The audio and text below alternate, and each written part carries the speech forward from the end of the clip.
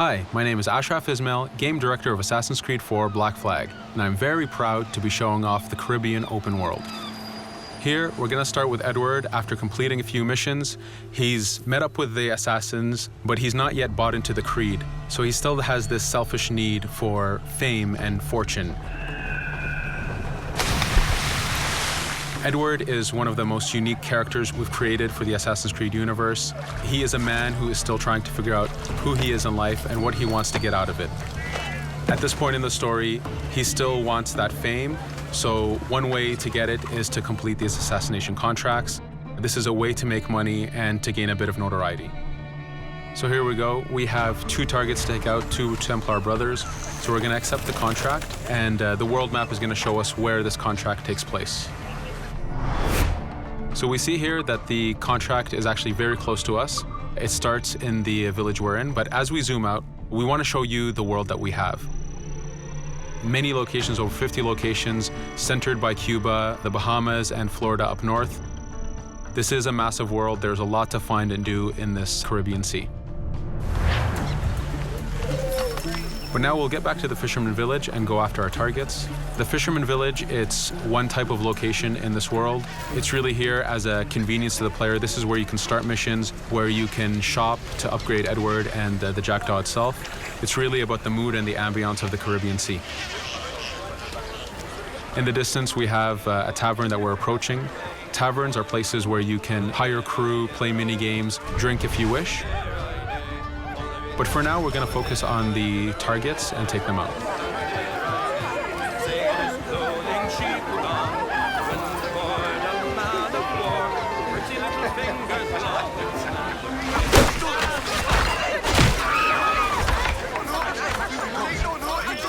Now that we've taken out one brother, the other one's going to bolt. Just like classic ACs, we can chase him down and take him out that way, but there's many ways to complete this contract. We can use the new free aim system to shoot him this way, to eliminate him that way. We can jump onto the ship and take him out with his crew, but instead we're going to let him escape into the sea and follow him with the Jackdaw. This is your ship. This is the second main character of the game. You're going to have to customize and upgrade the ship as you go on this journey with Edward.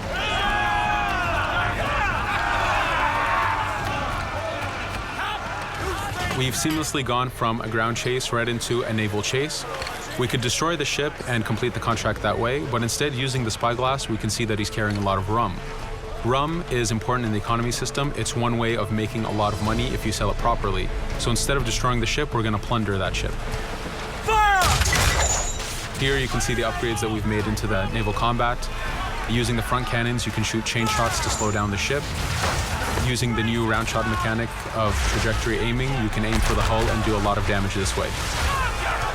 This specific enemy is what we call a frigate.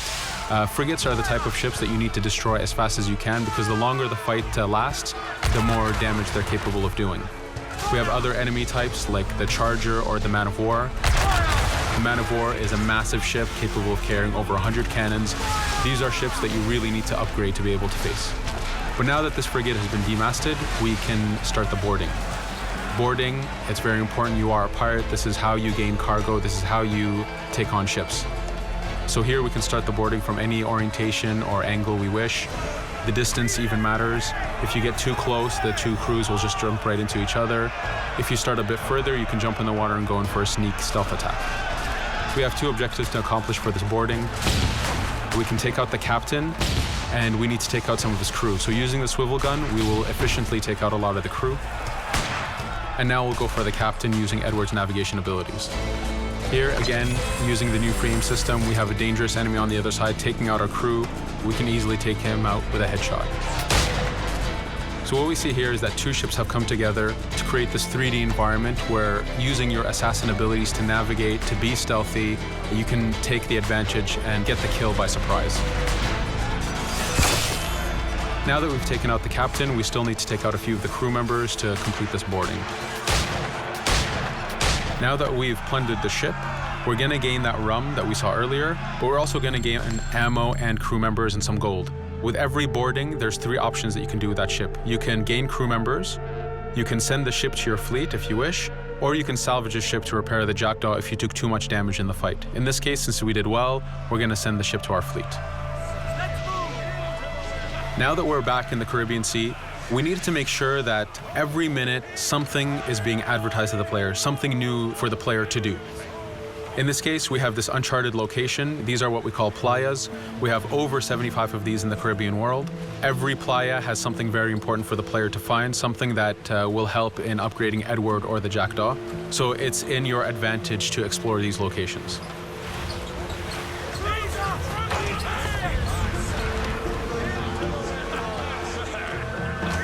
Again, for us, seamlessness is very important. We needed to be able to explore this Caribbean world without having too much interruption in the action. So being able to just let go of the wheel anywhere we want, jump into the water, and swim over to that location. This is very important for the mood and the immersiveness of this Caribbean open world.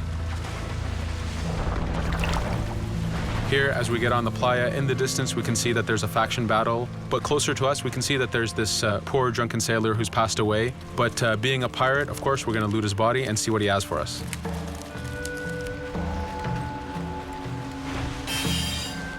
So we found a treasure map. This treasure map is asking us to go to an island called Misteriosa. Every time you find one of these, you know that you're going to find a treasure that is linked to the progression of the Jackdaw or Edward, so they are very valuable. Here we're going to take a look at that faction battle. We have a British ship facing off against a Spanish ship. We could jump in and take advantage of this opportunity, allowing each ship to weaken the other and for us to plunder both.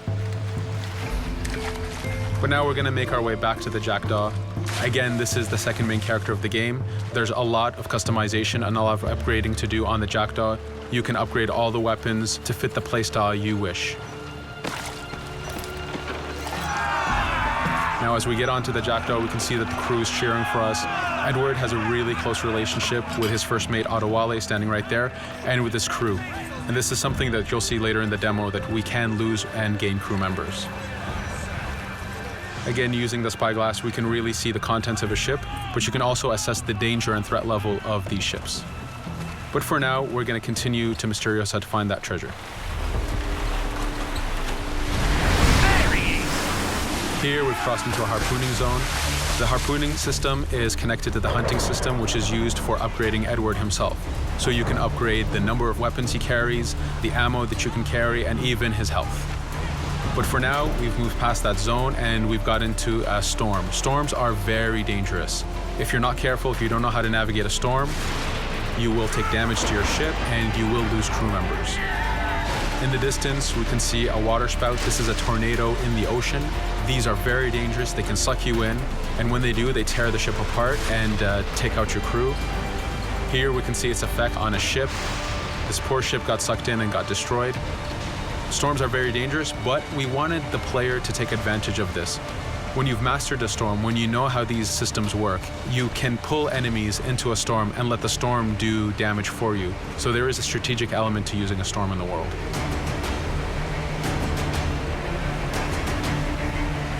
Here we can see that the storm is dying down a bit, but there's still this torrential downpour. It was very important for us to get the real mood of and atmosphere of the Caribbean in the weather cycles and in the daytime cycles.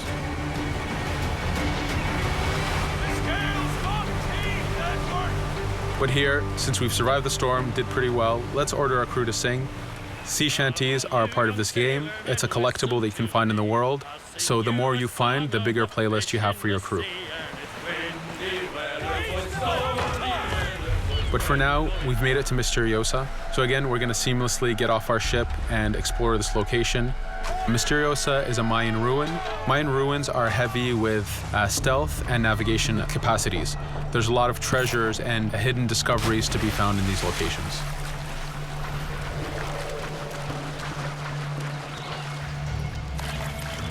If we recall the treasure map, the treasure is hidden behind a temple.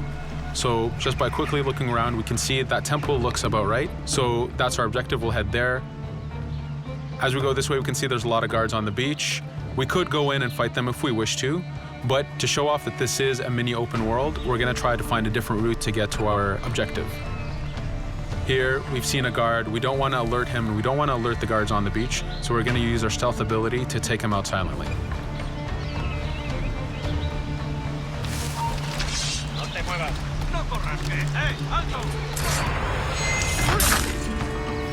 With AC3, we were able to push the navigation in the frontier, which means using natural environments like trees and rocks and so on.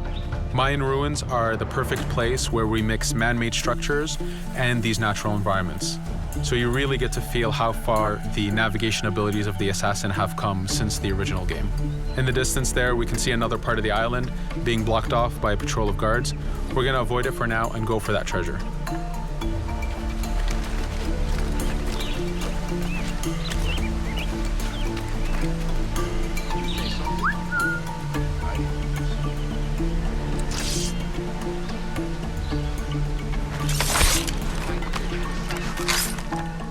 It's important for us to be able to give the players new tools, specifically for stealth. In this case, we have the blowpipe. Using the berserk darts, you make your enemies go crazy. Effectively, this means that they'll attack anything and everything in sight, including their own friends, animals, or Edward if he was in the way. So you do have to be careful with how you use it. But now that we've caused a distraction, if we happen to fall down there, at least there's already a bit of damage done for us. But using our navigation skills, we're able to get past that area without any trouble.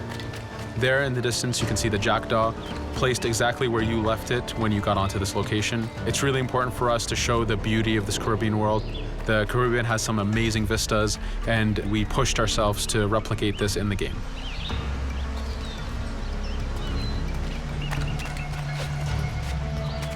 As we continue forward, we can see in the distance there's a couple prisoners that are taken hostage.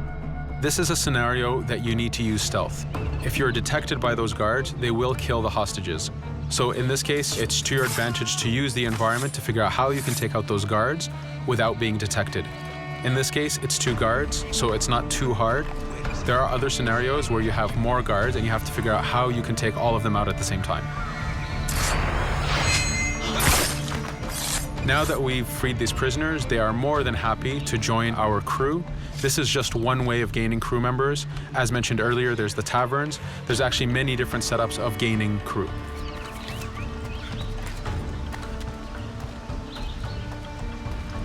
Here, we're going to go back to the treasure map. We can see that the treasure is actually behind the temple near a fountain. So if we just look around, we can see that it's around here.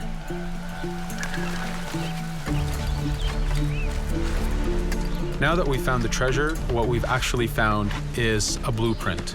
Blueprints are incredibly valuable for the upgrading of the jackdaw. This is how you can upgrade the biggest and most devastating upgrades of the ship. So here we're approaching a reach high point. Just like classic ACs, synchronizing with a reach high point reveals the contents of a location and the map itself.